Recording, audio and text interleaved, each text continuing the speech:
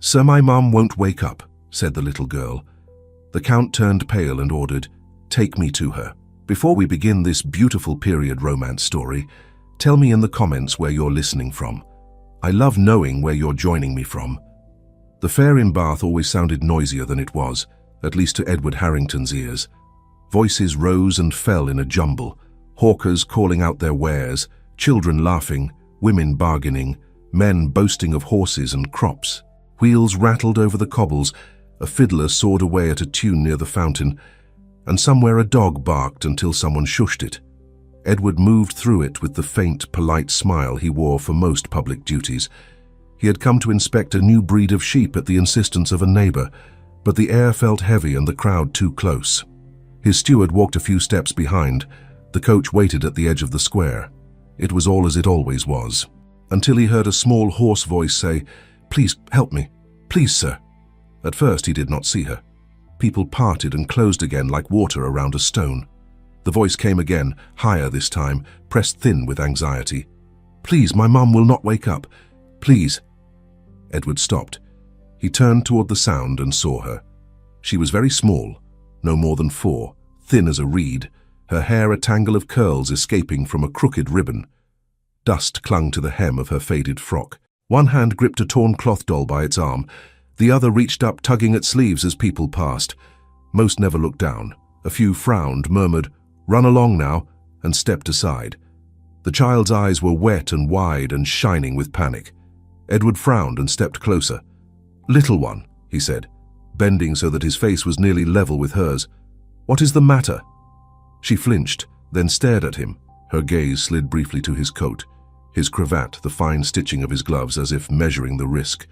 Then her lip trembled and the words burst out. "Sir, my mom won't wake up." The sentence hit him harder than any shouted warning. He held her gaze. "What do you mean she won't wake? Is she sleeping?" "She is always sleeping," the girl said. 2 days. I shake her and call her, and she does not wake. She is very hot. I am hungry." She swallowed, eyes filling again. "People said I should find someone, so I am finding you." Someone in the crowd laughed uneasily. "Children say the wildest things," a woman muttered as she passed. Edward ignored her. His voice stayed calm, but something in his chest tightened. "What is your name?" "Amelia," she whispered. "Amelia. My name is Edward," he said. He almost added his title, but stopped himself. She would not care. "Where is your home? Where is your mother?" "In a house," she said. "It is dark. She lies on the bed. She will not wake. How long since she last ate? And you?" Amelia stared down at her shoes. "We had bread. Then we had nothing. I gave her the last piece. There is water, but it tastes bad. I took some from the bucket in the street. I am sorry." "Do not be sorry," he said at once. "Have you no one else?" "No father, no neighbor." She shook her head with surprising firmness. "There was Mrs. Dobbs, but she went away. Mama said we would be well, but we are not well." Her small body gave a shiver. Edward saw then what others had missed, the way her shoulders sagged with exhaustion, the purple smudges beneath her eyes, the rawness at the corner of her mouth where she had bitten it. "Why did you come to the fair, Amelia?" he asked gently. "Mamma came once," she said. "There was bread here." And she smiled. "So I thought if I came here, I could find bread, or someone who knew how to wake mamas." For a moment he could not trust himself to speak. His steward cleared his throat behind him. "My lord, shall I—" "Hold your tongue, Mercer," Edward said, more sharply than he intended. He softened it with a glance. "Amelia, can you show me where you live?" She looked frightened at that. "You will not be angry?" "Why should I be angry?" "Because it is not a pretty house," she said. "It smells. And Mama says gentlefolk do not go there. She says they forget people like us." She said it kindly, she added quickly, as if defending her mother. Edward's jaw tightened. "I will not be angry," he said. "I only wish to see your mother and help her. Will you take me to her?" She considered him, eyes intent. Then she gave a quick, solemn nod and slipped her small hand into his. Her fingers were cold. They left the square together, Edward walking, Amelia tugging gently, glancing back to be sure he followed. Mercer hovered behind, unease written in every line of his posture. "My lord, is this entirely prudent?" Mercer began in a low voice as they turned into a narrower street. "Such matters are usually left to—" "Mercer," Edward said quietly, "you will return to the coach. Send James to fetch a physician at once. Ask for Dr. Wells. Bring him to the child's home as soon as possible. Take my name if you must. Tell him it is an urgent matter." Mercer hesitated only a moment, then bowed quickly. "Yes, my lord." He hurried back the way they had come. Edward and Amelia walked on alone.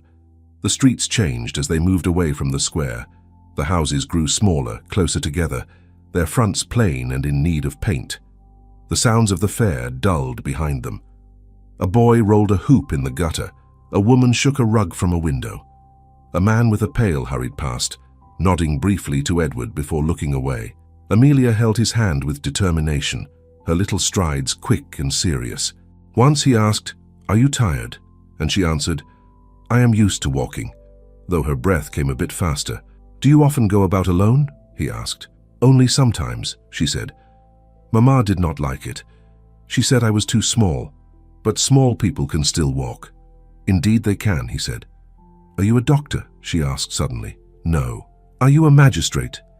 He almost laughed. "No." She frowned, puzzled. "You look like someone important." "I'm simply a man who was standing in the wrong place at the right time," he said. "Do you trust me, Amelia?" She thought about it. "You spoke to me," she answered at last. "Others did not. I will trust you for a little while. A little while will do," he murmured. They turned down an alley so narrow that Edward had to angle his shoulders slightly. Dampness clung to the stones. A stray cat darted away as they approached.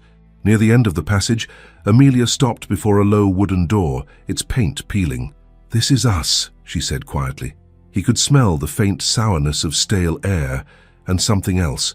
Neglect, perhaps, or simply too many closed windows and not enough light. "Does anyone else live in this house?" he asked. "No," she said. "There used to be a man below, but he left. It is only us now." She pushed at the door. It stuck. She put both hands against it, straining. Edward reached over her and lifted the latch. The door gave way with a dry creak. Inside it was dim. A single small window let in a wedge of late afternoon light, fallen across a wooden table and two chairs.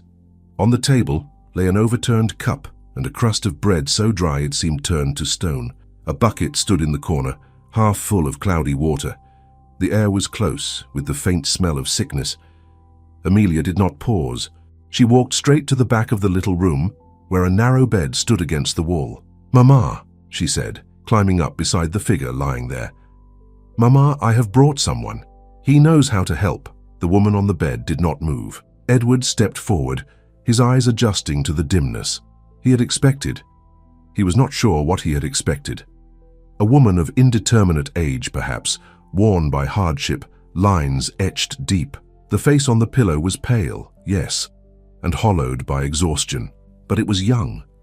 Younger than he had imagined. The lines he saw were not of age, but of strain. Dark hair lay loose around her shoulders, tangled but soft. Her lips were dry, parted slightly. He could see the faint flutter of her breath. For a moment he forgot to breathe himself. "See?" Amelia said anxiously. "She is still sleeping. She is very hot. I put a cloth, but it went dry." A rag lay crumpled near the woman's shoulder, stiff with use. Edward moved closer. "Amelia, I'm going to touch your mother's hand," he said. "Will that be all right?" "Yes," she whispered, "please." He took the woman's wrist gently between his fingers. Her skin burned. Her pulse fluttered fast and weak beneath his touch. He frowned. "Has she spoken at all?" he asked. "In these 2 days. Sometimes she says my name," Amelia said. "Sometimes she says other things. I do not understand. Then she is quiet again." "Has she eaten anything?" "I tried to make her eat," Amelia said, her voice breaking, "but she could not chew. I put water at her lips. Some went in. I do not know how much. I'm sorry, Mama. I'm sorry." She pressed her little face against the woman's arm. Edward's throat tightened as he looked around the room. There was a small hearth with cold ashes, a shelf with 2 plates and a cracked cup, a trunk with a folded shawl atop it. No firewood, no medicine, no sign that anyone had stepped in to help. The woman's other hand lay palm up on the blanket. It was not the hand of a lifelong peasant. The fingers were slender, the nails short but neatly shaped. There was a small, faint callus where a pen might have rested. Around her throat, beneath the edge of her worn bodice, a glint of metal caught the light. Edward reached carefully and drew out a simple locket on a chain. It was tarnished at the edges but finely made, the sort of piece a lady might wear daily. He let it fall back against the fabric. "Is she going to die?" Amelia asked in a small voice. He looked at the child. Her eyes were enormous in her thin face. "She is very ill," he said honestly, "but I will do everything that can be done to prevent that. A physician is on his way. We must keep her as cool as we can and give her water when she can swallow it." Amelia nodded as if she had been given orders. "I can do that," she said. "I have been doing that. I will do it more." "You have done very well," he said softly. She blinked quickly at the praise. He found a basin, fetched water from the bucket, and dipped the rag, wringing it out. The water was not as clean as he would have liked, but there was no choice. He folded the cloth and laid it on the woman's forehead, feeling the heat rising from her skin. She made a faint sound, a breath drawn a little sharper. "Do you know your mother's name?" he asked as he worked. "Clara," Amelia said. "Her name is Clara." "Does she have another name?" he asked gently. "A family name?" Amelia frowned. "Sometimes she calls herself Mrs. Something," she said. "She says it is easier, but when she is tired she says only Clara." He nodded. The name suited the face before him in a way he could not explain. "Amelia, I must step outside for a moment," he said. "Only to the doorway to see if the physician is coming. Will you stay by your mother and speak to her? Tell her that help is here." "Yes," the child said. "She likes when I talk. She says my voice keeps the bad dreams away." He rose and crossed the room in a few strides. At the door he paused and looked back. Clara, he could not help thinking of her as Clara now, lay motionless except for the shallow rise and fall of her chest. Amelia sat upright by her side, her small hand resting on her mother's arm, her doll tucked under her elbow as if it too were on watch. The sight struck him with sudden force. This was not a scene from a pamphlet, not a case discussed in a drawing room. It was a pair of lives balanced on the edge of something he did not yet understand. Outside, the alley felt narrower than before. He scanned the way they had come, listening for the sound of carriage wheels, the brisk step of a man called to his duty. Nothing yet. He clenched his jaw. Dr. Wells was reliable, but every minute felt stolen. He turned back into the house. As he stepped over the threshold, Clara stirred. It was a small movement, just the faintest shift of her head toward the sound of his boots. Her brows drew together, as if a pain ran through her even in sleep. Her lips moved without sound. "Mama?" Amelia breathed. Edward crossed the room in 3 quick steps and came to the bedside again. Clara's eyes remained closed, but her mouth opened as if she were fighting her way upward through water. "Clara," he said quietly, "can you hear me?" For a moment he thought she would not answer. Then her lashes fluttered, and a thin line of hazel appeared. The eyes were unfocused, dulled by fever, yet even so he saw a flicker of awareness. She studied his face without truly seeing it. "Amelia," she whispered, barely a breath. "I am here, Mama," the child said. "I brought a gentleman. He is going to help." Clara's gaze shifted between them with a slow, dragging motion. Her hand moved weakly, as if seeking Amelia's fingers. Edward guided the child's hand into her mother's. "You are ill," he said, keeping his voice calm, "but you are not alone. A physician is coming. You must rest." Her lips shaped a word. He leaned closer. "Do not speak if it pains you," he said. "We can talk later." Her fingers tightened almost imperceptibly around Amelia's. A flicker of distress crossed her face. The room seemed to shrink. Even the faint sounds from the street fell away. When she spoke again, the words came slowly, each one dragged through dryness and fear. But they were unmistakable. "Do not take me back to them, please." For a moment, Edward thought he had misheard. "Back to whom?" he asked quietly. Clara's brow furrowed. Fever clouded her gaze. She seemed to be fighting something inside her own head. "Them," she whispered. "No more, I cannot. I will not." Her voice failed. Her eyes slid shut, as if the effort had cost her. Edward forced his tone to stay steady. "You are safe here," he said. "No one will move you without your consent. Do you understand?" She did not answer. but her hand, still holding Amelia's, loosened slightly. Amelia looked up at him, anxious. "Who is them?" the child asked in a hushed voice. "I do not know yet," he said, "but we need not trouble your mother with questions until she is stronger. For now, we must cool her and wait for the physician."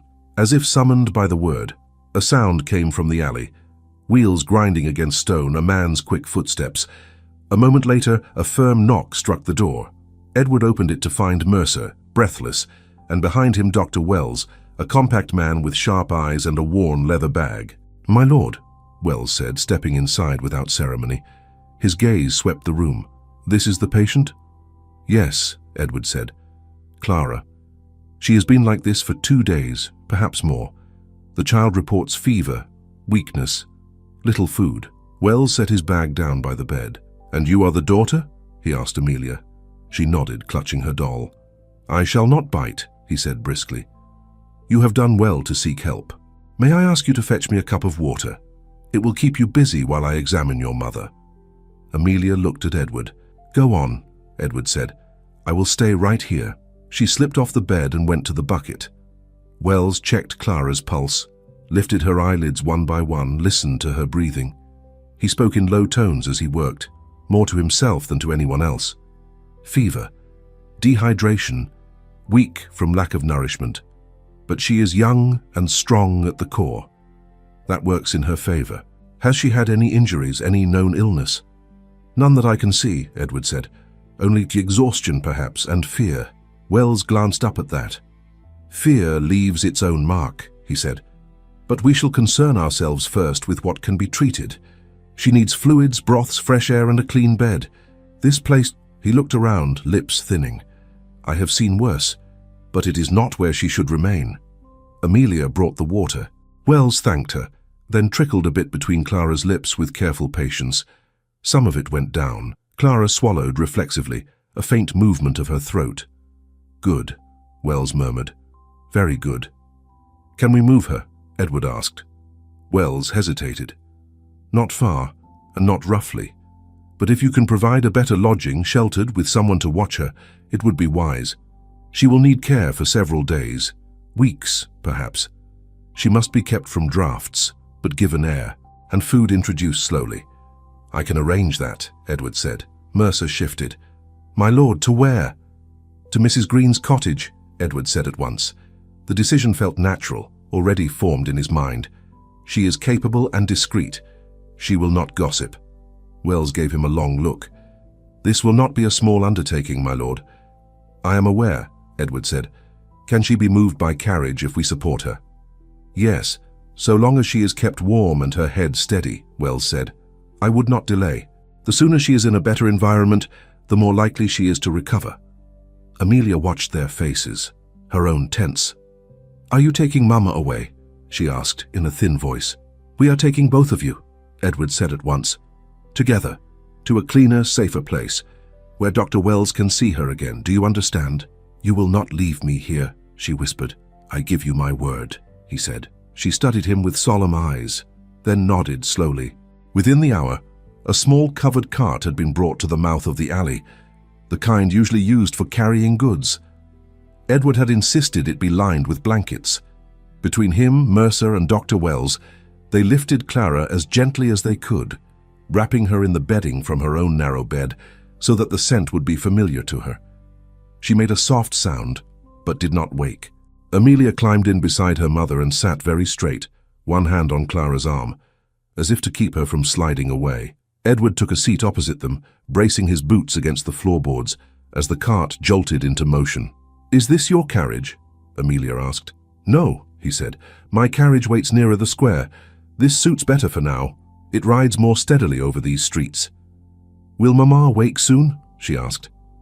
"I hope so," he said. "With Dr. Wells's help, she has a good chance."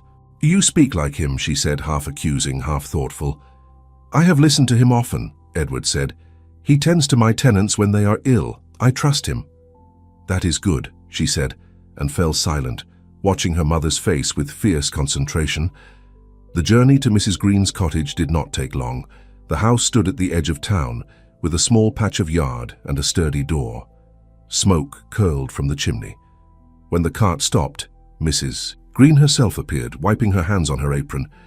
She was a woman past middle age, with capable hands and keen eyes. "My lord," she said, surprised, "I had your message, but I did not expect—" "Oh." Her gaze fell on Clara. Her expression softened. "Bring her in, quickly now." They carried Clara into the front room and laid her on the bed that Mrs. Green had prepared. Clean sheets, a folded quilt, a pillow fluffed high. The room smelled faintly of soap and herbs. "Dear heaven," Mrs. Green murmured, adjusting the pillow under Clara's head. "She is but a girl." "Mrs. Green, this is Amelia," Edward said. "Her daughter." Mrs. Green looked down at the little girl. "Hello, my dear," she said warmly. "You must be tired out." "I am not tired," Amelia said, though her eyes were heavy. "I must stay with Mama." "And so you shall," Mrs. Green said. "But you may sit by her from this nice chair instead of standing on your feet like a soldier, She brought a straight-backed chair to the side of the bed. Amelia climbed up and perched there, leaning forward, her hand never leaving Clara's. Wells gave his instructions: cool cloths, frequent sips of broth and water, careful watching for any change in breathing or color. He and Edward stepped into the small kitchen for a moment's privacy. "She will either rally in the next day or two or sink further," Wells said. "There is no gentle way to put it, but she is in the best place she can be. I will return tomorrow." "I thank you," Edward said. "Send your account to me." Wells gave him a wry look. "I was not concerned on that point, my lord, only on hers." He picked up his bag. "Rest yourself if you can. You look as though you have not much appetite for fares any longer." "No," Edward said. "I find they have lost their charm." When Wells had gone, Mrs. Green returned to the front room, drying her hands. "She will need watching night and day," she said. "I can do so, my lord, but it may be a strain, though I suppose I have managed worse." "I will send a girl from the estate to help with errands," Edward said, "and food. You are not to go short on my account." "On her account, you mean?" Mrs. Green said with a little smile. "I am not blind. You have taken a particular interest, my lord." He looked at Clara's still face.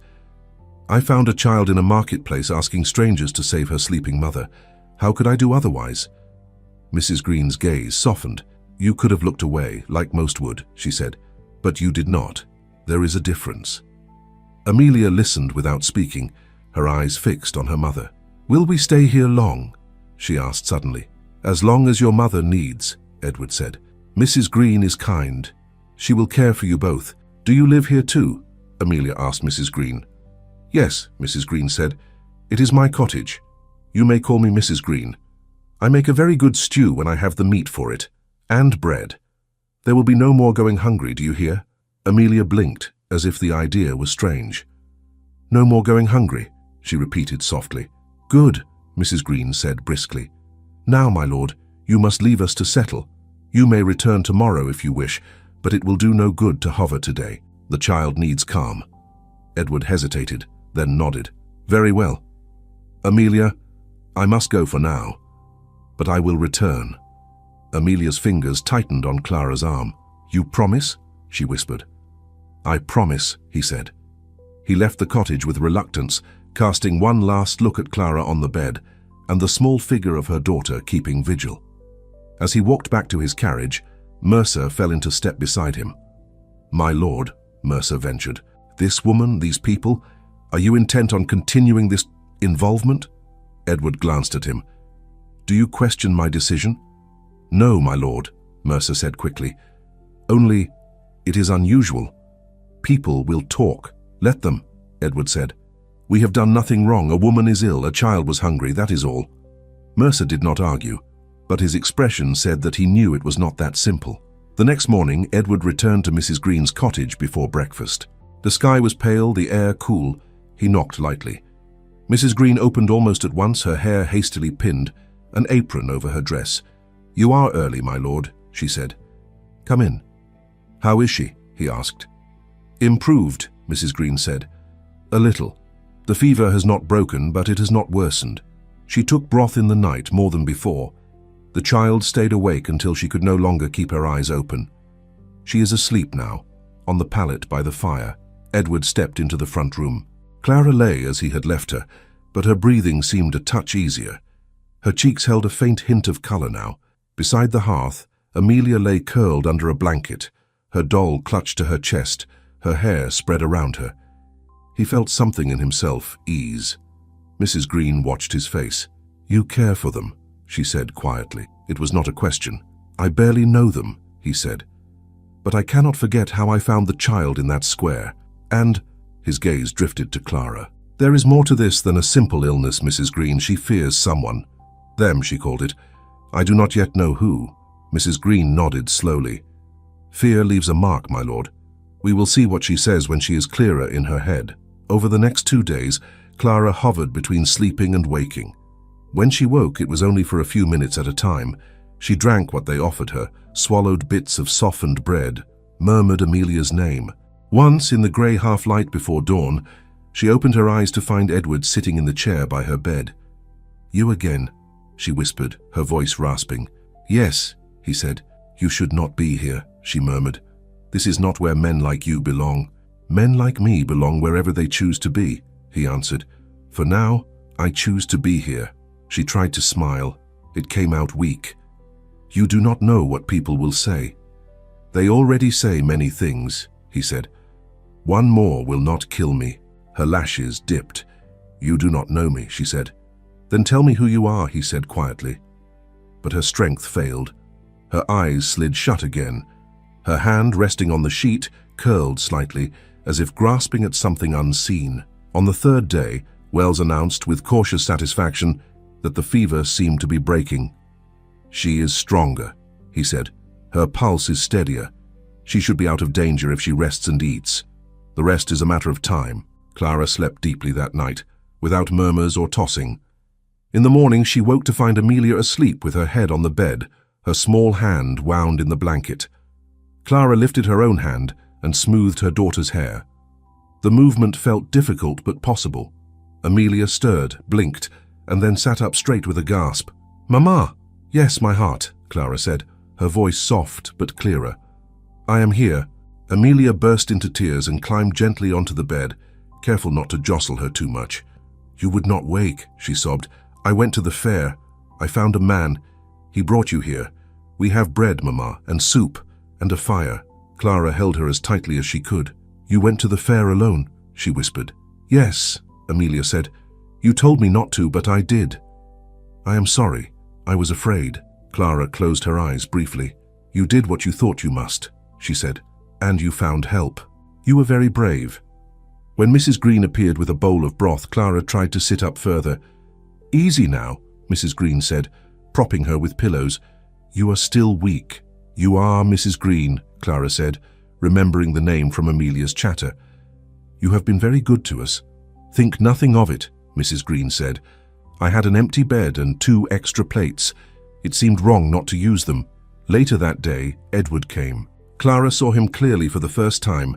Tall, well-dressed, his dark hair neat, his expression composed but with something uncertain in his eyes as he crossed the threshold. She felt a flush rise to her cheeks. She was suddenly aware of her tangled hair, the paleness of her skin, the thinness of her hands. She pulled the blanket up a little higher. "Lord Harrington," Mrs. Green said, "she is stronger today." "Yes, I can see that," he said. Clara's gaze snapped to him. "Lord Harrington," she repeated. Edward inclined his head. "Edward Harrington, at your service," he said, "but I believe you have already met me as simply Edward." "You did not tell me," she said, her voice tight. "You were not in a state to care about titles," he answered. "And it seemed unimportant at the time." Unimportant.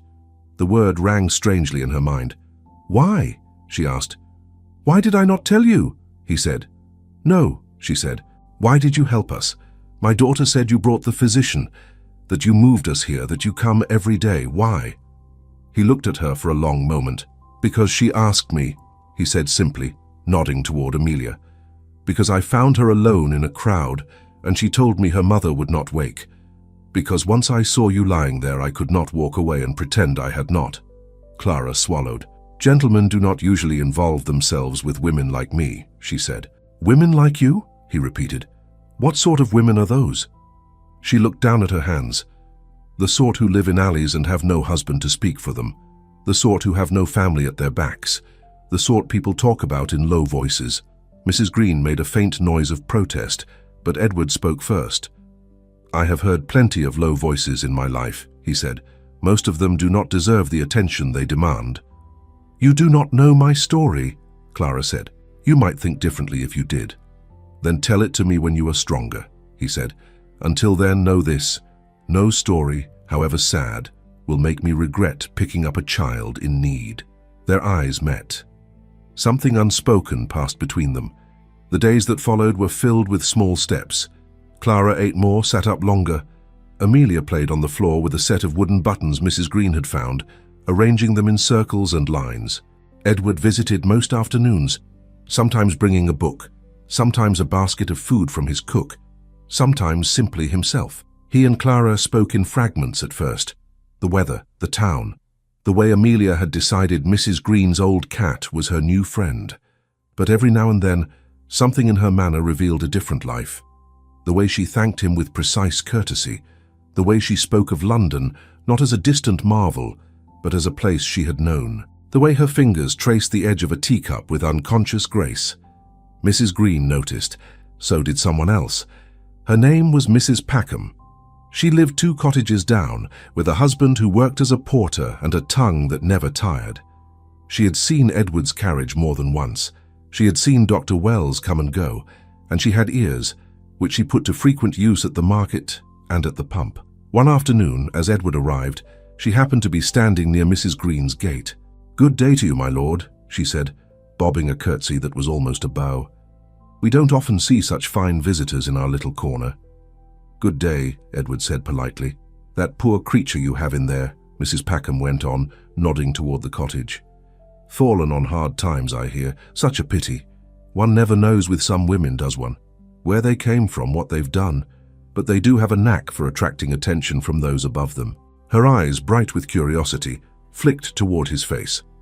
"I am merely assisting someone in need," Edward said coolly. "Oh, of course," Mrs. Packham said, looking unconvinced. "You are a charitable gentleman. Everyone will say so. We all know what that usually means." She gave a little laugh that did not reach her eyes. "Still, I hope Mrs. Green knows what she is about, taking in strangers. One must be careful of one's reputation." "I have never yet known Mrs. Green to fail to mind her own business," Edward said. "Perhaps you will allow her to continue to do so." Color rose in Mrs. Packham's cheeks. "I meant no offense," she said quickly. "We all wish only for peace in the neighborhood." "I am sure you do," he said, and walked past her into the cottage.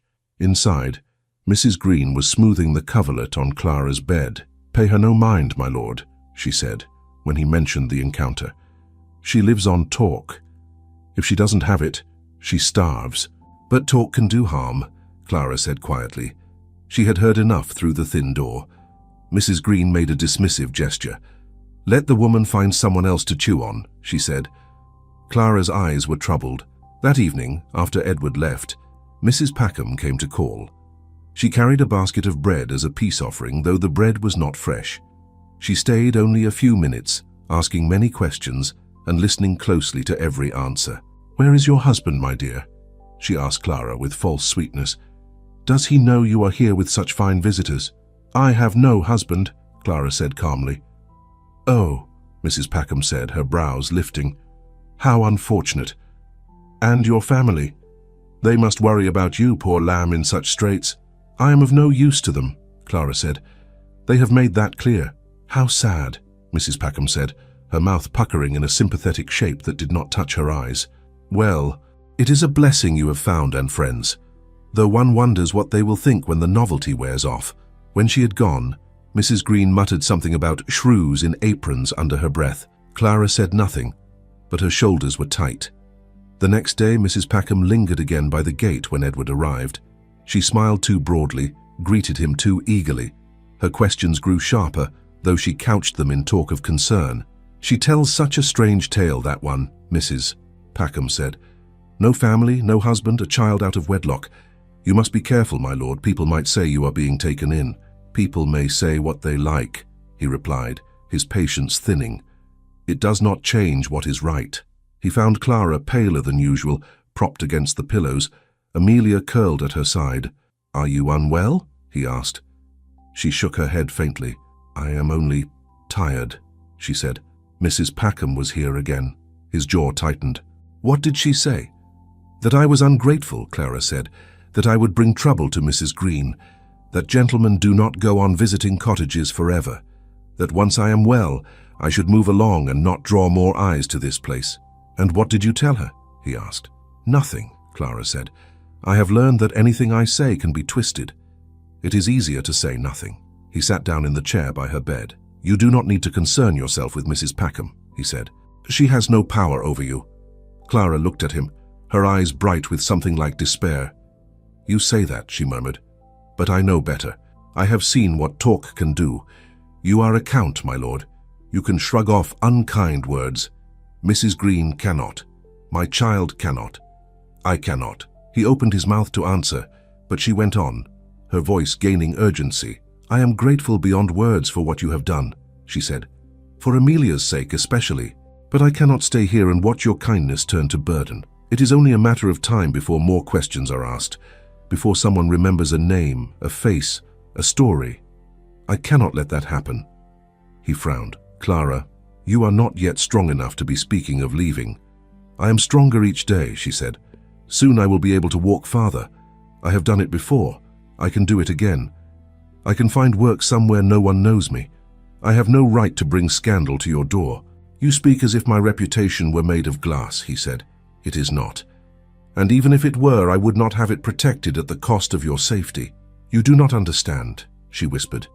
You cannot. You have never had your name dragged through parlors and corridors.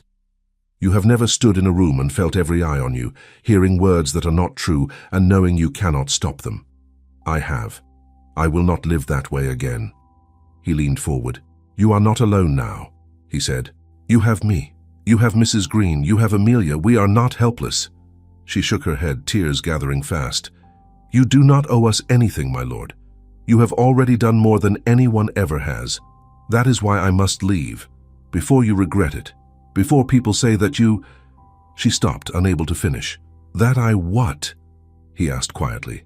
That you have compromised yourself for the sake of a woman like me? She said in a rush, then covered her face with her hands. I cannot bear it. I will not be the cause of your disgrace as well as my own. He stared at her, anger and something deeper burning in his chest, not at her, but at the world that had taught her to speak this way. Listen to me, he said. You will not go anywhere. Not while you are weak. Not while you are afraid. I will not allow it. Her hands fell away. She looked at him in shocked silence. At that moment, they both heard the faint creak of the front gate and the soft scrape of a shoe in the entry. Mrs. Packham's voice floated from the other room, high and sharp as a kettle. I brought a little broth, she announced. Is our patient receiving visitors? Clara's head turned toward the sound, panic flaring in her eyes. I cannot stay here, she whispered. I will leave as soon as I can stand, so that you and Mrs. Green will not be further burdened by my presence. I cannot allow you to disappear again, Edward said, his voice low and fierce, completely unaware that Mrs. Packham had heard every word from the doorway. Mrs. Packham stood in the doorway, her hand still on the latch, her eyes bright with curiosity and something sharper. Oh, she said in a tone of exaggerated surprise, I did not realize you had company, Mrs. Green, nor that it was such determined company. Mrs. Green stepped forward at once. Mrs. Packham, she said, her voice cool, we were just speaking quietly. Your broth is appreciated, I'm sure, but there was no need to strain your ears. Mrs. Packham smiled, unbothered. I assure you my hearing is in fine condition, she said, as is my concern for my neighbours. One cannot help overhearing when doors are thin. Lord Harrington, you are most attentive to this young lady. One might almost think she belonged to you the way you speak. Edward rose slowly. Mrs. Packham, he said, I must ask you, as a courtesy to Mrs. Green and to Miss Clara, to keep your observations to yourself. Miss? Mrs. Packham repeated, seizing on the word.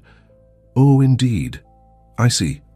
No husband, but a gentleman calling daily. How very modern. Clara flinched. Amelia, sensing tension without understanding, pressed close to her mother's side. Mrs. Packham, Mrs. Green said sharply, you have delivered your broth. You may go now. Mrs. Packham lifted her chin. I meant only kindness, she said. But if no one wishes to hear my advice, I will take it elsewhere. Others may be more grateful. Her gaze slid over Clara in a quick, assessing sweep. The world is small, my dear, she added. Faces are remembered. It would not surprise me if someone recognized you soon, especially with such an illustrious patron by your bed. Then she stepped out and closed the door, though not quite gently. Silence fell for a moment. Clara's hands twisted in the blanket. You see, she whispered. She will talk, they always talk. They? Edward asked. People, Clara said. Women like her. Men in clubs, servants in corridors. They talk, and soon no one asks whether it is true. They simply believe. I cannot have that happen again. Again, he repeated. Clara, who are they? Who are you so afraid of? She shut her eyes. Amelia watched her, anxious. Mama, the child whispered. Clara drew a breath, and then another, like someone preparing to plunge into cold water. When she opened her eyes, they were clear, though shining with unshed tears. You wish to know, she said quietly. Very well. You have earned the truth, at least. Only if you are ready to tell it, he said. She gave a faint, humorless smile. I do not think I will ever be ready, she said. But waiting has done me no good so far. She looked at Amelia, then at Mrs. Green. May she stay? She asked. I have no secrets from her any longer. Only words I have not yet spoken aloud. Mrs. Green nodded and pulled a chair closer, her work-worn hands resting on her apron. Clara shifted slightly against the pillow. My name is Clara, she said. But not only Clara. Once, it was Clara Ellington. The name hung in the air for a moment. Edward stared at her. Ellington, he repeated slowly. As in Lord and Lady Ellington of Surrey? Yes, she said. They are my aunt and uncle. My father was their younger brother. He died when I was very young. They took me in. They raised me. They educated me. They planned my future as carefully as they arranged their dinner parties. Mrs. Green's eyes widened. You were a lady, she said softly. I was a burden with good breeding, Clara answered. That is what I eventually understood. Edward's mind flicked back to the locket he had seen at her throat that first day. Your locket, he said. May I see it? She hesitated, then reached for the chain that lay against her neck. With trembling fingers, she unclasped the locket and placed it in his hand. He opened it. The tiny painted miniature showed a girl of perhaps 16, cheeks rounded, eyes bright, hair arranged with ribbons. A crest was engraved within the lid, a shield with a rearing stag, a small crown curling lines. He knew it. He had seen it on invitations, on carriages, in clubs. Yes, he said quietly. Ellington. Clara watched his face. Now you see, she murmured. I was not born to alleys and shared water buckets. I played the pianoforte in drawing rooms. I danced at assemblies. I was presented. I was prepared. For a husband, Mrs. Green said gently. For the highest bidder, Clara said. Or rather, for the man whose alliance would serve the family best. They chose Mr. Leonard Ashcombe. You may know the name. Edward's jaw tightened. He did know it. Ashcombe was a man of decent fortune and good connections, often seen at tables where cards were played late and stakes ran high. Ashcombe courted me formally, Clara said. He brought flowers, spoke poetry written by other men, bowed over my hand. I was young enough to believe that kindness and attention meant affection. I trusted him, and I trusted my aunt and uncle, who assured me that he was honorable. Her fingers clenched on the blanket. One evening at a small house party, he asked me to walk with him in the garden after supper. My aunt encouraged it. She said it was good for a young lady to be seen with the man she would soon wed. I believed her. She paused. Amelia pressed closer, though she did not fully understand. We walked, Clara continued. He spoke of our future house, of rooms he would have redecorated, of journeys we might take. It all sounded so real. I felt chosen. She took a breath. Then he led me toward the orangery. I thought nothing of it. There were always people about, but that night, by some strange twist, there were not. The servants were elsewhere. The guests remained in the drawing room longer than usual. We were alone. He kissed me, she said simply. A chaste kiss. Nothing that would have shocked the most delicate sensibility. Had it remained at that, perhaps nothing would have changed. But it did not. He urged me further into the shadows. He spoke very softly, very persuasively. He said we were practically engaged, that a few liberties were allowed that no one would know. She stopped and swallowed. I refused, she said. I stepped back. I told him I would not disobey my uncle's rules. He laughed. And then she shook her head sharply. No, you said no violence. I will honor that. The details do not matter to you. They matter to me. I will only say that when I left that orangery, my gown was in disarray, my hair loose, my cheeks burning. And when we stepped back into the open air, there were eyes. Edward's hands had tightened around the locket, though he forced himself to relax them. Who saw you?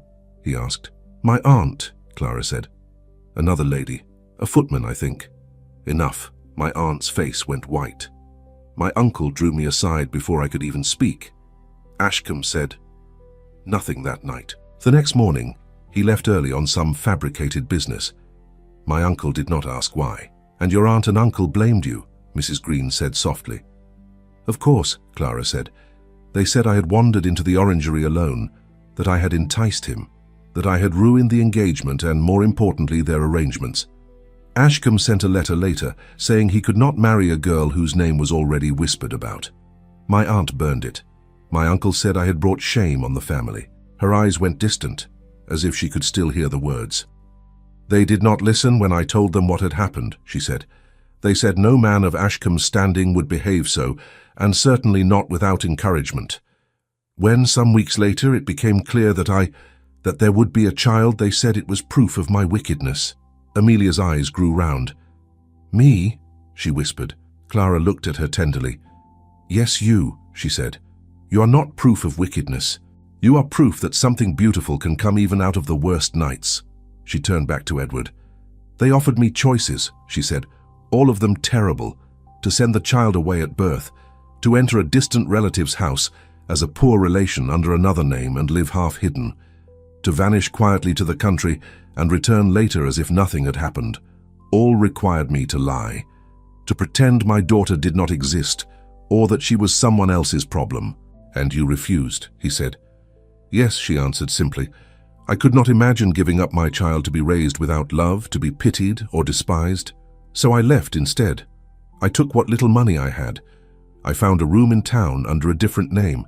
I worked where I could, sewing, reading to an older lady with weak eyes, taking in laundry. I have done many things, some more dignified than others, but I kept Amelia with me. She smoothed the child's hair again. We moved often, she went on. When people began to ask questions, when someone recognized my manner or my voice. Once I saw a woman from my aunt's circle in the street. I crossed to the other side and kept walking, but I heard her speak my name to her companion. I knew then we could not stay much longer. Edward's voice was tight. Have the Ellingtons tried to contact you? At first, Clara said. Letters sent through intermediaries, offers wrapped in concern. Each one required the same thing, that I give up Amelia, or at least conceal her. I burned them all. Eventually they stopped, or perhaps they simply could not find where to send them. I do not know. And Amelia's father? He asked quietly. Clara's mouth tightened. Mr. Ashcombe knows of her existence, she said. I told him once when I still believed some scrap of decency might remain in him. He replied that such matters were best left in the dark, that he had responsibilities to his future legitimate family. He sent me £50 and suggested I show gratitude by staying silent. Her eyes flashed. I returned the money, she said. Edward exhaled slowly. He is not related to me, he said, more for the universe than anyone else. Nor to my family. We have shared rooms, that is all. I never knew. Of course you did not, Clara said softly. You have your own world to manage. I have mine. And now those worlds have met, Mrs. Green murmured. Yes, Clara said. By chance, or fate, or Amelia's courage. Amelia puffed her chest a little at that. So you see, Clara finished, if the Ellingtons learn where I am, they will come. They will not drag me home by the hair. They have more subtle methods. They will talk of doing what is best for Amelia. They will speak of providing for her education, her comfort. They will say that I am selfish to cling to her when I cannot give her what they can. And they will use every whisper, every look, every scrap of my past to paint me as unfit. She lifted her chin. I will not let them take her, she said quietly. But I do not know if I can stop them. That is why I run. That is why I hide. Because if they find us, they will have money, influence, friends. More than I have. You have me, Edward said. Clara looked at him, a flicker of hope and disbelief passing over her face. You say that now, she murmured. But when your family hears, when your friends hear, when people you respect begin to question, will you still say it? Yes, he said without hesitation. Silence fell again, thick and tense. Do the Ellingtons know you are in Bath? He asked. I do not think so, she said. I have taken care to avoid their haunts, but news travels. Mrs. Packham is not the only one with ears. He turned the locket over in his hand. May I keep this for a few days? He asked. I wish to confirm something. She hesitated, then nodded. I have worn it long enough, she said. Perhaps it is time it brought something other than memories. That evening, back at his own house, Edward sat in his study with a book of heraldry open on his desk. He traced the Ellington crest with his finger, then looked at the locket again. No mistake. He remembered Lord Ellington, polished, severe, proud of his lineage. He remembered Lady Ellington's cool smile at dinners. He tried to imagine them with a young girl in their care. The girl from the miniature, laughter in her eyes. It was not an easy picture to form. He also remembered passing mention, some years back, of a family incident, something about a niece who had gone astray. The remarks had been vague, accompanied by lifted eyebrows and lowered voices. He had paid them no attention then. He felt ashamed of that now. The next day, he went to Mrs. Green's cottage as usual. As he approached, he saw a strange man standing at the gate, speaking with Mrs. Packham. The man was well dressed, his coat of good cloth, his boots polished. His posture was easy, his smile quick and practiced. When he saw Edward, he straightened and removed his hat. Lord Harrington, I believe, he said. What a fortunate coincidence. I was just inquiring about you. Edward's instinctive wariness sharpened. You have the advantage of me, he said. My name is James Harrow, the man said. Distant cousin to the Ellington family. He watched Edward carefully for a reaction. I understand you have recently extended your generosity to a lady under their concern. Mrs. Packham's eyes shone. She was almost vibrating with satisfaction. I extend my generosity where I see fit, Edward said coolly. To whom are you referring? To Miss Clara Ellington, Harrow said smoothly, or whatever name she currently uses. The family has been most distressed about her absence. When word reached us that a woman of her description was receiving the attention of a nobleman here in Bath, we thought it best to investigate. For her sake, of course. For her sake, Edward repeated. But of course, Harrow said. Though for the sake of the family name as well, you understand. I'm certain you would wish the same if a relative of yours were wandering. Mrs. Packham gave a little laugh. I told you he was respectable, she said to Harrow. Always coming and going, sending doctors, bringing food. Quite the guardian angel. Harrow's eyes flicked toward her. Yes, he said. So I see. He turned back to Edward. Might we speak with the lady? He asked. My instructions are to offer her certain arrangements. Discreetly, of course, out of respect for your position. If Miss Clara wishes to see you, she may, Edward said. But I will not force her to receive anyone. Very civilized, Harrow said pleasantly. Shall we ask her? Inside, Clara was seated in a chair by the window, wrapped in a shawl Mrs. Green had loaned her. Amelia played on the floor with a length of string, making patterns. When Edward entered with Harrow, both women looked up. Clara went very still. Colour drained from her face. Clara, Edward said gently, this is Mr. Harrow. He claims to be related to Lord Ellington. Clara, Harrow said, stepping forward with a genial smile. My dear cousin, how good it is to see you alive and relatively well. Her fingers tightened on the arms of the chair.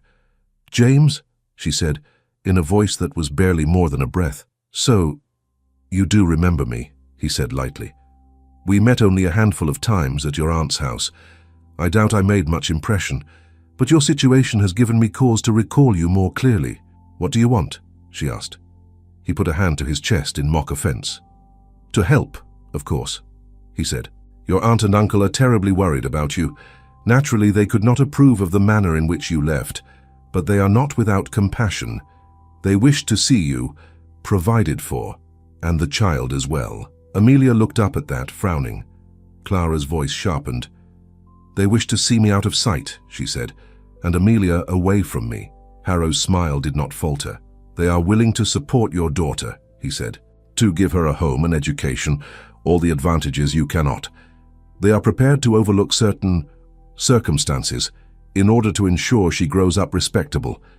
That is not a small offer." "And in return?" Clara asked. He shrugged delicately. "You would agree to live quietly," he said, "away from town. Under another name, perhaps, with a modest allowance. It need not be unpleasant. You would have your comforts, and you would have the satisfaction of knowing your child is raised properly." "Without her mother," Clara said. "Well," Harrow said, "one must weigh sentiment against practicality. You know as well as I do what the world can be like for a girl born as your daughter was. The Ellington name would shield her. Your company would not." Amelia's eyes flew to Clara's face. "Mama?" she whispered. Clara reached for her hand blindly. "Do not be afraid," she said, though her own voice shook. Edward stepped forward. "And if she refuses?" he asked Harrow. Harrow turned to him with a look of polite regret. "We hope it will not come to that," he said. "It is always better when such matters are settled within the family. But if she insists on clinging to a path that endangers the child's future, the family may feel compelled to consult their solicitor. There are laws, you know, standards. The welfare of the child may trump the wishes of a disturbed mother." Clara's breath hitched. "I am not disturbed," she said.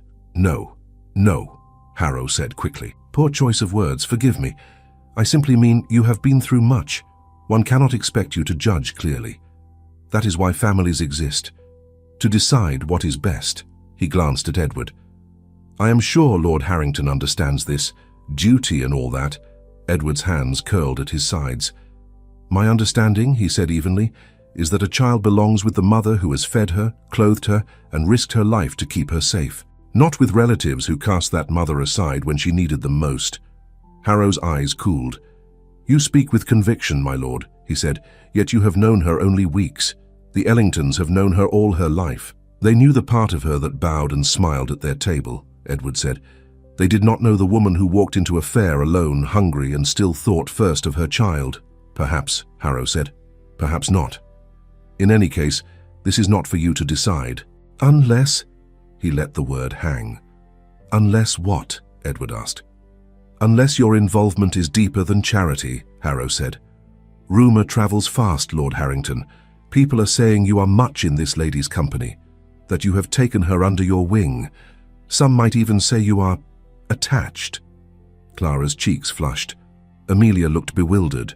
"My regard for Miss Clara's welfare is not rumor," Edward said. "It is fact." "Indeed," Harrow said. "Well, that complicates matters. The family will not wish to be seen to oppose a man of your standing. They may need to take more formal steps to ensure everyone's interests are protected." He picked up his hat. "I have said what I came to say," he added. "The family's solicitor will arrive in Bath within a few days. He will no doubt wish to speak with you, Miss Ellington, and with you, Lord Harrington. I trust for the child's sake that we may come to a reasonable understanding." He bowed politely to Clara, nodded to Edward, smiled briefly at Amelia in a way that made her shrink back and left. The door closed behind him. For a long moment no one spoke. Then Amelia whispered, "Mama, are they going to take me away?" Clara pulled her close, her hands shaking. "No," she said. "No, my love. I will not let them. I will never let them." Her eyes lifted to Edward's. The fear in them was raw, stripped of all pride. "They can do this," she said hoarsely. "If they bring the Lord, if they say I am unfit. They have money, friends.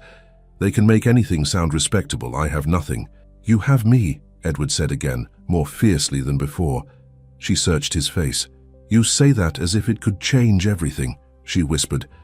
He looked at her, at Amelia, at Mrs. Green standing in the corner with her lips pressed tight, and he felt the weight of the choice before him like a physical thing. For the first time, he understood that this was no longer a quiet act of charity, but a battle for Clara's dignity. and Amelia's future.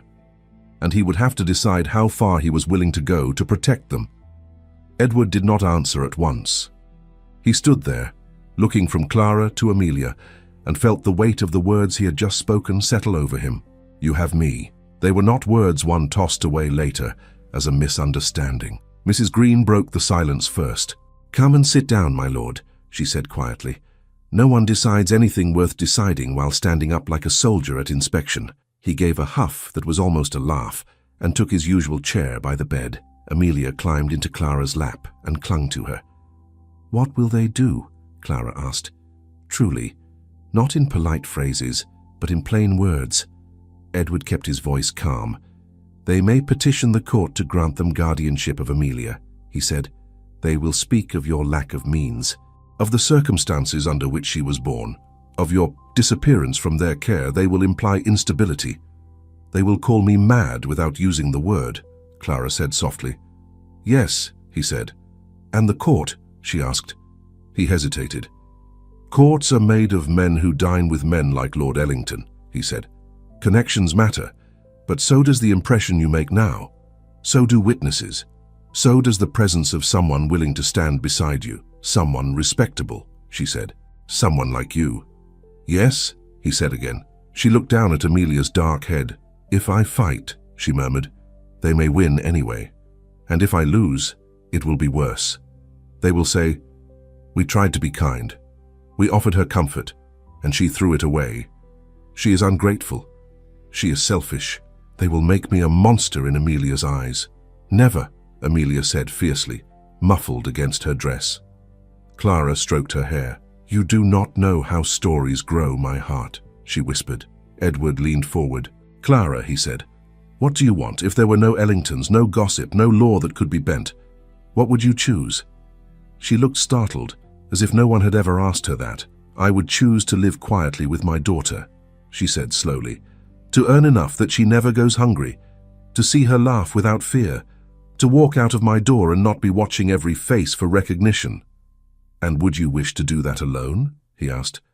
She gave a small, helpless laugh. "I cannot imagine another way," she said. "There has never been anyone else. You have me," he said again. Her fingers tightened on Amelia's shoulder. "You must stop saying that," she whispered. "You do not know what you are offering." "I know very well," he said. Mrs. Green rose. "I will see to the kettle," she said briskly. "The air in here is growing too thick for my liking." She left them, though they could hear her moving in the next room, banging pots a little louder than necessary. "Mr. Harrow spoke of the solicitor," Clara said. "When will he come?" "In a few days," Edward said. "They will want time to send letters, prepare documents, gather whatever gossip they can. They will arrive convinced they are doing the right thing." "And you?" she asked. "What will you do?" "I will speak with him," Edward said. "I will make it clear that any attempt to tear you from your child will not go unchallenged." "By whom?" she asked. "You? Your friends? Your family?" "By me," he said. "My friends and family may add their voices or not as they please, but my position is my own." She watched him with a strange, wary tenderness. "You speak as if your position were a sword," she said softly. "Do you wish to spend it on us?" "Yes," he said. She shook her head. "You are either very brave or very foolish. Perhaps both," he said. "The distinction has always escaped me." She laughed then, a small, tired sound, but real. It loosened something inside him. The next days passed in a kind of taut calm. Clara grew stronger. She could walk from the bed to the chair by the window without support now, though she moved slowly. Amelia spent hours outside in Mrs. Green's patch of yard, under strict instructions never to go beyond the gate without permission. Mrs. Packham for once kept her distance. The presence of Harrow and the mention of solicitors had impressed even her, though it had not stopped her from whispering in corners of the market. Edward spent his mornings attending to estate matters, and his afternoons at the cottage. In the evenings he sat in his study, writing letters and staring at candles that burned low before he noticed the time. One evening, Mercer knocked and entered without waiting for more than a breath. "My lord," he said, "if I may speak freely?" "You always do," Edward said. "Sit down, Mercer." Mercer remained standing. "This business with Miss Clara," he began. I have known you since you were a boy. I have never seen you so intent on anything. Is that a reproach? Edward asked mildly. No, my lord, Mercer said. Merely an observation. There will be talk. There already is. Some of your acquaintances have made inquiries. Very polite, very curious. They wonder what holds you so tightly to a cottage on the edge of town. And what did you tell them? Edward asked. That you were engaged in a matter of conscience, Mercer said. Which is true enough. Edward smiled faintly. You disapprove, he said. I am a servant, Mercer said. It is not my place to approve or disapprove, but I care what becomes of this house and of you. If you choose a path that will bring you trouble, I would rather you did so with clear eyes. My eyes have never been clearer, Edward said quietly. Mercer studied him. Forgive the question, he said. Do you intend to marry her? The word hung there between them. Edward answered it before he could second-guess himself. Yes, he said, if she will have me. Mercer's shoulders eased as if some private scale had tipped. Then the rest may be weathered, he said. A count who is constant is harder to pull down than one who wavers. You surprise me, Edward said. I have seen the way she looks at her child, Mercer said simply, and the way you look at them both. If a marriage can be built on that, it is stronger than some I have seen built on nothing but land and rank. Edward's throat felt tight. Thank you, he said quietly. The solicitor arrived 3 days later. His name was Mr. Briggs. He was a neat man with careful hair and cautious eyes, carrying a leather case that seemed almost as stiff as he was. Harrow came with him, of course, his smile as smooth as ever. They requested a meeting in a neutral place. Edward offered his own drawing room. If they wished neutral ground, they could do no better than the house of the man whose support they hoped to secure. Clara arrived accompanied by Mrs. Green and Amelia. She wore the best dress she owned, mended carefully, and Mrs. Green's shawl. Her hair was smoothed and tied back. She looked pale but composed. As she stepped into the room, Edward's gaze found her at once. He crossed the space between them in a few strides. Are you certain you are strong enough for this? He asked under his breath. I have been running from them for years, she said. I am tired of running. If I am to fall, I would rather do it standing up. He wanted to take her hand. He did not yet. Harrow rose as she approached. Cousin, he said, all cordiality. You look much improved. Your benefactors take good care of you. Briggs bowed. Miss Ellington, he said. Lord Harrington, Mrs. Green. Thank you for agreeing to this conversation. Clara lifted her chin. Say what you have come to say, she said. I know you will dress it in fine words. I prefer to see the bones. Briggs blinked, perhaps not accustomed to such directness from women in shawls. Very well, he said. I represent the interests of Lord and Lady Ellington. They are concerned for the welfare of their niece and her child. They wish to avoid unpleasantness, both for you and for the family name.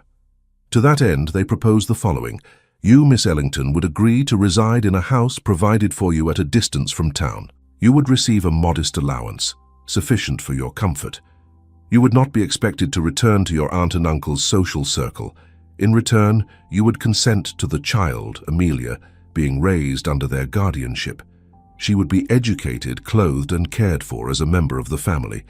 You would have limited access to her at times and under conditions they deem suitable. Limited access, Clara repeated, meaning when I behave.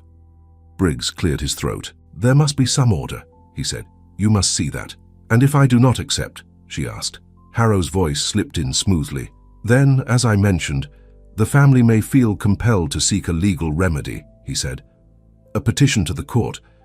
They would present evidence of your instability, of your lack of means, of the irregular nature of the child's birth. Judges are practical men, Clara.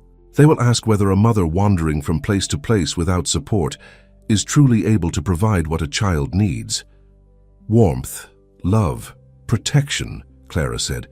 Do judges ask about those? Briggs looked mildly uncomfortable. They concern themselves with tangible matters, he said. Placements, incomes, houses, names. And if the man you call a benefactor here, Harrow said, nodding lightly toward Edward, tires of his charity, what then?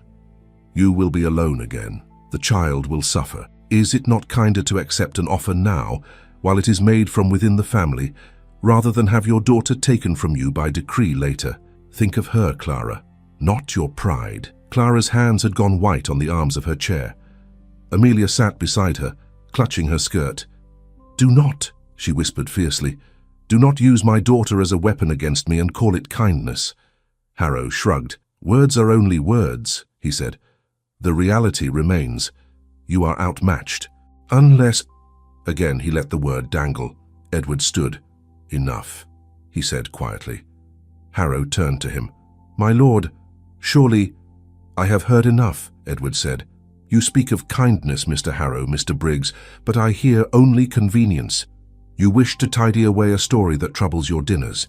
You speak of Amelia's welfare, yet your first instinct is to separate her from the only person who has ever fought for her." Briggs bristled. "Lord Harrington, with respect—" "With respect," Edward interrupted, "you will listen. You came into my house to discuss the fate of two people who are under my protection. You have spoken. Now you will hear me. Miss Clara Ellington," he went on, turning to look at her, "has done nothing that merits the loss of her child. She was wronged by a man she trusted and abandoned by a family who valued reputation above justice. She has worked, scrimped, gone hungry rather than give up her daughter. If there is instability here, it is not hers. It is yours in bending every rule of decency to preserve your comfort." Harrow's smile had vanished. Briggs looked as if he would rather be anywhere else. "You ask what will happen when I tire of my charity," Edward said. "Allow me to answer plainly. I will not tire of it because it is not charity. It is attachment, it is respect, and it is something else besides." His heart beat hard in his chest. He was aware of every eye on him. Clara's wide and unsure, Amelia's frightened, Mrs. Green's intent. Even Mercer, standing discreetly near the door, seemed hardly to breathe. "I wish to make that explicit," Edward said. "Here, now, before any more threats are made." He turned fully toward Clara. "Clara," he said, and her name felt like a vow in his mouth. "When I first saw Amelia in that square, I meant only to help a child in distress. When I found you, I meant only to keep you alive. But somewhere between that day and this one, my intentions changed.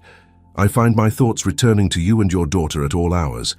I find my house quiet when you are not in it, and this cottage warmer when you are." She stared at him, breath shallow. "My regard for you is not born of pity," he went on. "I admire your courage, your devotion, your refusal to surrender what matters. I admire the way you have borne undeserved shame without letting it poison your heart. I admire the way you love Amelia more than yourself. I cannot stand by and watch men who never knew you decide the shape of your future. I wish to stand beside you instead. If you will allow it, I ask you to be my wife." The room seemed to hold its breath. Even Harrow blinked.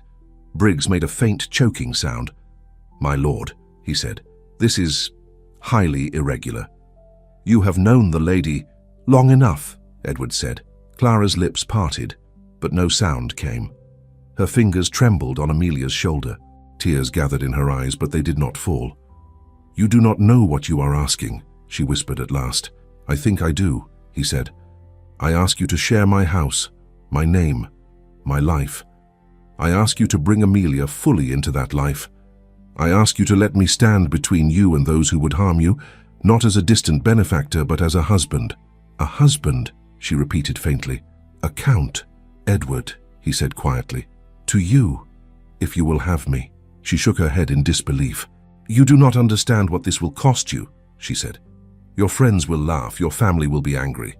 Women you could have married will turn their backs. You will be known forever as the man who tied himself to a ruined woman. Then they will know something true about me," he said. "I would rather be tied to a woman of courage and kindness than praised for marrying someone who merely suits my station." He glanced at Briggs and Harrow. "And if the Ellingtons wish to contest the custody of Amelia after such a marriage, they will find themselves in an awkward position. It is one thing to snatch a child from a poor single mother, quite another to try to take her from the household of a peer who has made her his ward in all but blood." Briggs drew himself up. The law cares very much about appearances," Edward said. "A court may sympathize with a girl born under a stain, but it will hesitate to brand a sitting nobleman's household unfit, especially if that nobleman is willing to spend his fortune and his time defending his family's integrity." He looked at Clara again. "I do not offer you a shield you must stand behind," he said softly. "I offer you a place beside me, but I will not pretend my name has no weight. It does. I choose to spend it here." Clara closed her eyes for a moment. When she opened them, they shone. "I never wanted to marry again," she said. "After Ashcombe, after everything, I swore I would never put myself at a man's mercy. I told myself I would rely only on my own hands. It was easier to think that way, even when it hurt." She looked down at Amelia, who was watching them both, as if the world might end with whichever word her mother chose next. "But my hands are not enough," Clara said quietly. "Not if they mean losing her. Not if they mean running forever. I do not wish to love anyone again, but I already do." She drew a breath, steadying herself. "I love my daughter," she said, "and I love you. I did not wish to. It seemed foolish, dangerous, but it happened. And if I send you away now in the name of pride, I will regret it every day we spend hiding." Her voice shook, but she went on. "If you are certain, if you are very, very certain you will not wake one morning and wish yourself free of this madness, then, yes, I will marry you." Amelia gave a little gasping sound. Mrs. Green covered her mouth with her hand, eyes full. Edward felt something in his chest loosen, as if a band had been cut. "I am certain," he said hoarsely. Harrow stared at them, as if they had both lost their minds. "This is absurd," he said. "Lord Harrington, you cannot seriously propose—" "I already have," Edward said. "Your family will never allow—" "My family," Edward interrupted, "do not run my life. And if they attempt to interfere, they will find themselves very politely ignored." Briggs cleared his throat. "From a legal standpoint," he said slowly, "this alters the landscape. If Miss Ellington becomes your wife, Lord Harrington, and you acknowledge the child in your household, any petition by the Ellington family will be complicated. Judges do not like to seem to intrude upon stable marriages. It would reflect poorly on their judgment if the case became public." Harrow shot him a glare. "Whose side are you on?" he snapped. "The side of practicality," Briggs said. "Lord Ellington engaged me to protect the family's reputation. I must consider which course serves that purpose best. A quiet marriage between Miss Ellington and a sitting nobleman, with the child absorbed into that household, may be less damaging than a public battle that draws attention to old scandal." "You would have them rewarded for defiance?" Harrow demanded. "I would have them gone from your docket," Briggs said, "with as little fuss as possible." He turned to Clara. "If you marry Lord Harrington, Miss Ellington, I will advise my client that further action regarding the child is unwise. I cannot promise they will approve, but they will likely tolerate, out of self-interest if nothing else." "Approve," Clara said with a shaky laugh. "They will never approve. Then let them disapprove in peace," Mrs. Green said briskly. "Far away, while this house gets on with its life." Harrow looked between them, incredulous. "You cannot be serious," he said again. "Clara, think. A count may promise anything now, in a fit of romantic impulse. When the novelty fades—" Edward took a step closer to him. "Mr. Harrow," he said quietly, "you have questioned my judgment enough for one day. You may tell Lord Ellington that if he wishes to continue this discussion, he may write to me directly, or come himself. But he will not take this child from her mother, not while I have breath." Something in his tone finally reached Harrow. The other man's gaze flickered, then dropped a fraction. "Very well," Harrow said stiffly. "I will report what has been said. Do not expect congratulations." "I do not," Edward said. Briggs closed his case with a soft snap. "I will write to Lord Ellington tonight," he said. "My lord, Miss Ellington." He bowed to them both. "Mrs. Green." He inclined his head to her as well, perhaps for the first time seeing her as more than part of the furniture. Harrow and Briggs left together, their footsteps echoing down the corridor. Silence filled the drawing room. Amelia looked up at her mother. "Mamma," she whispered, "does this mean we will not have to run anymore?" Clara gathered her close. "If it is within our power, my heart," she said, voice thick, "we will not run again." She lifted her gaze to Edward. "Are you very sure?" she asked one last time. He stepped to her side and in front of everyone took her hand. "Yes," he said simply, "I am." For the first time since he had known her, Clara leaned into him without resistance, as if allowing herself to rest against something solid at last. And the room seemed to exhale with them, carrying them all gently toward the life that waited just beyond this hard-won peace. The days that followed felt strange to Clara, as if someone had taken her life and turned it gently but firmly in another direction. One morning she woke in Mrs. Green's cottage and realized that for the first time in years she was not planning where to run next. Instead, they were planning a wedding. "I have nothing to wear," she said to Mrs. Green, staring at her 2 plain gowns laid out on the bed. "One is patched. The other is thin. They will laugh." "Let them laugh," Mrs. Green said. "But they will not. You will be Lady Harrington. They will have to learn to swallow their laughter with their tea." Clara almost dropped the brush she was holding. "Do not call me that yet," she whispered. "It does not feel real." "It will," Mrs. Green said. "Soon enough you will grow tired of hearing it." Amelia bounced on the pallet near the hearth. "I like it," she announced. "Lady Harrington. It sounds like a queen in a story. Does that mean I am a princess?" "It means you are a nuisance," Clara said, laughing, and pulled her daughter into an embrace. "But I suppose you will be a very small, very demanding princess," Amelia squealed with delight. "Do princesses have their own rooms?" she asked. "They do in this house," Edward said from the doorway. All 3 turned. He leaned against the frame, smiling. "How much did you hear?" Clara asked, cheeks warming. "Enough to know that no one here intends to show the proper awe for your future station," he said. "I fear my house will be full of rebels." "Perhaps you should reconsider," she said lightly. "It is not too late." "It is far too late," he said. "I am ruined." Beyond hope, Amelia ran to him. "You promised I would have a room," she said, "with a window and a shelf for books and a place for my doll. And a bed that does not creak," Mrs. Green added. "I did promise," he said. "And I keep my promises. Come, I have something to show you all." He had brought his carriage this time, the Harrington crest discreet on the door. Mrs. Green muttered that she would not go rattling about in fine carriages at her age, but she came all the same. The drive to Harrington House took only a few minutes. Clara had passed it once or twice in earlier weeks, never imagining she might one day live there. Now as the carriage rolled up the drive, she gripped Amelia's hand and tried to steady her breathing. The house was not as grand as some she had known in her girlhood, but it was handsome, solid, and welcoming. The front steps were wide. The door stood open. A line of servants waited, not stiff and cold, but attentive. Mercer stepped forward. "Welcome, Miss Clara," he said, bowing. "Miss Amelia, Mrs. Green, we are prepared." "Prepared for what?" Amelia asked. "For inspection," Mercer said gravely. "You must see if the house is suitable." Amelia's eyes lit up. "We may look at everything," she cried. "Within reason," Edward said. "We shall begin with the most important room." "The kitchen," Mrs. Green said. "The library," Clara said at the same time. "The nursery," Amelia added.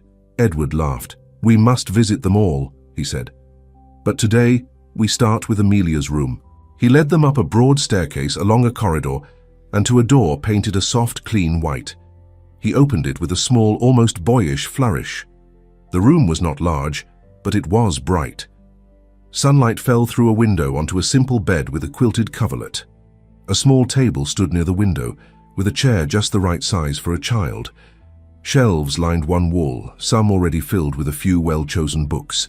Picture books, simple tales, a book of animals. On the floor near the hearth lay a rug with a pattern of vines and flowers. In one corner stood a doll's cradle, newly carved but plain. Amelia stepped inside, as if afraid someone might shout that she did not belong. "This is mine," she whispered. "If you like it," Edward said. "I like it," she breathed. She ran to the bed and touched the coverlet, then to the shelf, and ran her finger along the spines. "Mama, look, there is a chair, just for me, and a place for my doll." "Mrs. Green, there is a rug that does not scratch my feet." Clara could not speak for a moment. Her throat felt too tight. "She will wear out the floor with her excitement," Mrs. Green said softly, but her eyes were bright. Edward turned to Clara. "Do you approve?" he asked. She nodded. "It is perfect," she said. "It is more than perfect. It is safe." "Safe," he repeated. "Yes, that is what I wanted most." They walked through the rest of the house together. The library was everything Clara had hoped. Shelves reaching high, a ladder to climb them, a large hearth, chairs that invited reading. She touched the spines of books she had once known and others she had never seen. "You may read any of them," Edward said. "This is your house now." "Not yet," she said. "Soon," he replied. He showed her the room that would be hers, next to his. It was elegant but not ostentatious, with a view of the gardens. For a moment she saw herself as others might, a woman brought up in one world, lost in another, now stepping across yet a third threshold. "Are you frightened?" he asked quietly when they were alone. "Yes," she said honestly. "So am I," he said. "I have never married a woman I admired before." She laughed in spite of herself. "How many have you married?" she asked. "None," he said, "which explains my lack of practice." She turned to him, serious again. "Do you regret it?" she asked. "Ever? The years you spent alone?" He thought for a moment. "There were times I felt something was missing," he said. "But I told myself it was the way of things. I see now that I was waiting without knowing it. For you, for Amelia, for this." "You speak as if we were a gift," she murmured. "You are," he said simply. A week later, a letter arrived from Lord Ellington. Mercer brought it to Edward in his study, his expression unreadable. "From Ellington," he said. "Delivered by a rider who looked as if he had swallowed a lemon." Edward took the letter and broke the seal. He read it once, then again, then let out a slow breath. "Well?" Clara asked that afternoon when they met at Mrs. Green's again. She had not wanted to be at Harrington House when the letter came. Old habits of fear were hard to shake. "He does not bless us," Edward said dryly, "but he does not oppose us either." "What does he say?" she asked. "That he has been informed of our intended marriage," Edward said. "That he regrets the unfortunate circumstances that have led to this undesirable publicity. That in order to minimize further talk, he will not contest the arrangement. He asks that we refrain from parading the connection." "Parading," Clara repeated, "as if I would stand on a balcony and shout his name to the street." "He also says," Edward went on, "that any legal claim to Amelia's guardianship is withdrawn. He believes she will be adequately provided for under my roof." Clara sank slowly into a chair. "Withdrawn," she whispered. "Yes," he said. "He has set us free," she murmured, "by trying to keep himself clean." "Self-interest works in our favor at last," Edward said. She laughed then, a sound that had more light in it than any he had heard from her before. "I do not care why he did it," she said. "Only that he has. Amelia will not be taken from me." "No," Edward said. "She will not." They told Amelia together that evening. "Does this mean they will not come to get me?" she asked, small hands twisting the edge of her apron. "It means they have changed their minds," Clara said. "They have decided they do not want to fight us." "Because you are going to marry Edward," Amelia said carefully, "and because he is important." "Partly," Clara said, "but also because they do not wish to have people looking too closely at old stories. They prefer quiet. We will give them that. And we will have our life." "Our life?" Amelia repeated. "All three of us? In the big house?" "Yes," Edward said, surprised by the thick feeling in his chest at her simple speech. "All three of us. And Mrs. Green, if she will allow it." "Oh, I am not living in that palace," Mrs. Green said at once. "I would track mud on every carpet." "We can spare a little mud," Edward said. "I will visit," she conceded. "I am too used to my own walls to change them now. But I will come to scold you when you forget to eat." The wedding day came sooner than Clara expected. She woke to a pale sky and the sound of Amelia humming to herself as she arranged wildflowers in a chipped mug. "For your hair," Amelia said. "Mrs. Green says brides should have flowers. Brides should also have neat hems," Mrs. Green said, crouched at Clara's feet with a needle. "Stand still, girl. You would think you had never worn a dress before." The gown had been altered from one of Edward's late mother's simpler dresses, found in a trunk. It was cream-colored, not the bright white of debutantes, but it suited Clara better. Mrs. Green had taken it in, let it out, and muttered over it for 3 nights. "There," she said at last, sitting back. "You look like yourself, which is all that matters." Clara turned toward the small mirror. She saw a woman with clear eyes, a quiet mouth, and a straight spine. Lines of worry had not vanished from her face, but they had softened. "Do you miss them?" Mrs. Green asked gently. "Your aunt and uncle, your old friends?" "No," Clara said, surprising herself with the firmness of it. "I miss the girl I was before I knew what they valued, but I would not be her again even if I could." Mrs. Green nodded slowly. "Good," she said. She would not have known what to do with a child like Amelia. Amelia came up behind her in the mirror, placing a clumsy circlet of flowers on Clara's hair. "Now you look like a proper bride," she declared. "You will not trip, will you?" "I will try not to," Clara said. The ceremony itself was small, held in the chapel on Harrington Land. Edward had invited only a handful of people, a few old friends he trusted to keep their tongues, the vicar and those who already knew the story. Mercer, Mrs. Green, Dr. Wells. Clara's heart pounded as she stepped into the chapel on Mercer's arm. Edward stood at the front waiting, his gaze fixed on her as if no one else existed. "You look terrified," he whispered when she reached him. "I am," she whispered back. "And you?" "I am calmer than I have any right to be," he said, "perhaps because I am exactly where I wish to be." The vicar began. The words were familiar. Clara had heard them as a child from polished pews, while others pledged themselves. They sounded different now, spoken over her head with her hand in Edward's. "Wilt thou have this woman to thy wedded wife?" the vicar asked. "I will," Edward said, voice steady. "Wilt thou have this man to thy wedded husband?" he asked Clara. Her throat felt tight. "I will," she said, and the words rang very clear. When it came time for the vows, Edward did not look away once. His hand around hers was warm and sure. "With this ring I thee wed," he said, sliding the band onto her finger. "So with my body I thee worship, and with all my worldly goods I thee endow." She held his gaze as she answered in turn. "With this ring I thee wed," she said, "and all my life I thee love." It felt like stepping into sunlight after years indoors. When the vicar pronounced them husband and wife, there was no great shout, no thunder of applause. There was only a breath shared between them, and the sound of Amelia's delighted gasp. "You may kiss the bride," the vicar said, smiling. Edward lifted Clara's hand and pressed his lips to her knuckles first, a gesture of old-fashioned respect. Then he leaned closer, giving her time to pull away if she wished. She did not. Their first kiss as husband and wife was soft and brief, but it sent a warm rush through her, not of fear, but of something like home. Afterward, they walked out into the courtyard with Amelia between them, her small hand in each of theirs. "Are we a family now?" she asked. "Yes," Clara said. "We always were, but now the world knows it." The wedding breakfast was simple but merry. Dr. Wells insisted on giving a speech about stubborn patience and miracles in alleys. Mrs. Green complained that the wine was too fine for her tongue, and then asked for a second glass. Mercer hovered at the back, eyes suspiciously bright. Later, when the guests had gone and the house had quieted, Edward and Clara stood together at the window of their bedchamber. The sky was streaked with evening colors. Somewhere below, Amelia's laughter floated up. She was discovering that the staircase made an excellent place for races. "She has taken to the house," Edward said.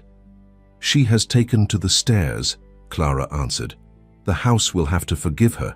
She will grow up here," he said softly. "Climbing those stairs, getting lost in the library, stealing biscuits from the kitchen.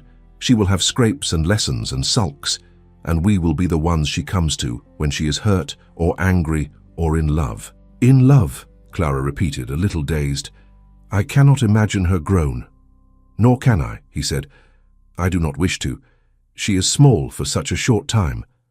Clara leaned her shoulder against his. "Do you think we will do well?" she asked. "As parents, as us, I think we will make mistakes," he said. "And then we will make amends. I think we will argue about trivial things and agree on what matters. I think we will love each other on days when we like each other less, and on days when we like each other more. That is all anyone can hope." She smiled. "You make it sound almost simple." "It is not simple," he said, "but it is clear." She turned to face him fully. "Thank you," she said. "For what?" he asked. "For seeing us," she said. "For hearing Amelia's voice when others did not. For believing me when others would not. For asking me to stay when all I knew was how to leave." He cupped her face gently. "Thank you," he said, "for trusting a stranger in a square, for telling me the truth when it cost you, for saying yes when it would have been easier to say no." She laughed softly. "It was not easier," she said. It was only possible. They stood there for a while, the house settling around them like a living thing. The air felt different now, not because of the walls or the furniture, but because of the promise that hung between them. That night, Clara lay awake for a little while, listening to the quiet sounds of the house. A door closing, a log shifting in the grate, the faintest creak of the floorboards as someone, probably Amelia, tiptoed to her new room and back. Edward's hand rested lightly over hers. She could feel the steady rhythm of his breathing beside her. "Are you awake?" she whispered. "Yes," he murmured. "I am watching you think." "What am I thinking?" she asked. "That this cannot be real," he said. "That someone will knock on the door tomorrow and tell you it has all been a mistake." She swallowed. "Yes," she admitted. "Something like that." "It is real," he said. "No one is coming to take it away. Not Lord Ellington, not Harrow, not Ashcombe, not gossiping neighbours. They may talk, but they cannot unmake this." She felt something inside her slowly unclench, like a fist opening after years. "Do you know what I'm thinking?" he asked. "What?" she whispered. "That this began because a little girl was brave enough to tug at a stranger's sleeve," he said, "and that I must spend the rest of my life worthy of that courage." "You are," she said. "Not yet," he answered. "But I will try. Every day." She turned and rested her head against his shoulder. "Then I will try too," she said. "Every day." In the months that followed, the house filled with new sounds. Amelia's footsteps, fast and light, up and down the stairs, her questions at table, her laughter when she discovered that Mercer could make a coin vanish and reappear behind her ear, her shrieks of delight when Mrs. Green arrived with a basket of scones and stories. Clara's voice joined them, reading aloud in the library, singing softly to herself as she walked through the garden, speaking with Edward over accounts and plans and future harvests. She learned the names of tenants and their children. She wrote letters on paper with the Harrington seal, and did not flinch when she saw it. Sometimes news of the wider world reached them. There were whispers that Lord Ellington had been unusually testy at a recent dinner, that Mrs. Packham, upon hearing of the marriage, had been struck speechless for a full minute before launching into an outrage that no one fully understood, that Mr. Ashcombe had paled visibly when someone mentioned the Harrington name in connection with a certain lady he had once known. Clara listened to these reports with a strange calm. "Let them talk," she would say. "We have better things to do." On a warm afternoon nearly a year after the fair, Edward found Clara and Amelia sitting under a tree near the edge of the grounds. Amelia was weaving clumsy crowns of daisies. Clara was watching her with a smile that still caught him by surprise even now. He sat down beside them. "What are we making?" he asked. "Royal headwear," Amelia said solemnly, placing a lopsided daisy crown on his hair. "You are now the king of not running away." "And what is your mother?" he asked. "She is the queen of staying," Amelia said at once. Clara's eyes glistened, but she laughed. "And what are you?" she asked her daughter. "I am the princess of asking for help," Amelia said proudly. Edward felt his throat tighten. "A powerful title," he said. "Not everyone knows how." "I do," she said. "I did it once. I can do it again if I must, but I hope I do not have to." He looked at Clara. Their hands found each other in the grass, fingers interlacing. "You will never have to do it alone again," he said. The sun dipped lower, casting long shadows across the lawn. The house stood behind them, solid and sure. The future was not perfectly smooth, no life ever was, but it was theirs, freely chosen. Clara leaned her head against his shoulder, Amelia's weight warm against her side. Her past had not vanished. The scars remained, the memories with them. But they no longer ruled her. They had been woven into something new. Once, she had stood in an alley and felt the world closing around her. Now she sat in the open air with her family and felt it stretch outward instead, wide and bright and full of paths she could take without fear. "Do you ever wish things had been different?" she asked softly. Edward considered. "If they had been," he said, "I might never have gone to that fair. I might never have heard a little voice in the crowd. I might never have followed it. So no, I do not wish them different. Not if it means losing this," she smiled. "Nor do I," she said. "For all the pain, I would walk through it again to come out here." He glanced down at Amelia. who was now trying to crown Mrs. Green's old cat with flowers. The cat was enduring it with long-suffering patience. "Then we agree," he said, "on the most important thing." "What is that?" she asked. "That love," he said quietly, "is not what the world says it is. It is not fine rooms or perfect reputations. It is a man and a woman and a child sitting in the grass, knowing that whatever comes next, they will face it together." Clara squeezed his hand. "Together," she echoed. And for the first time in a very long time, she felt not as if she were clinging to the edge of life, but as if she had stepped fully into it, where a little girl's courage, a count's stubborn heart, and a young mother's refusal to let go had turned humiliation into hope, and hope into a love that would not be shaken. Thank you so much for listening to this story all the way to the end. We hope it moved you as much as it moved us while telling it. We'd love to hear your thoughts. Leave us a comment telling us where you're listening from and what you liked the most. Rate this story from 0 to 10. What score would you give it? If you enjoyed this story, don't forget to subscribe to the channel and leave a like as a show of support. That really motivates us to keep creating and sharing more stories full of emotion and life lessons. And before we go, we want to remind you that an exciting and heartwarming story recommendation will appear on the final screen. If you'd like to enjoy it, just click on the video. Thank you once again for being here, and we'll see you in the next story.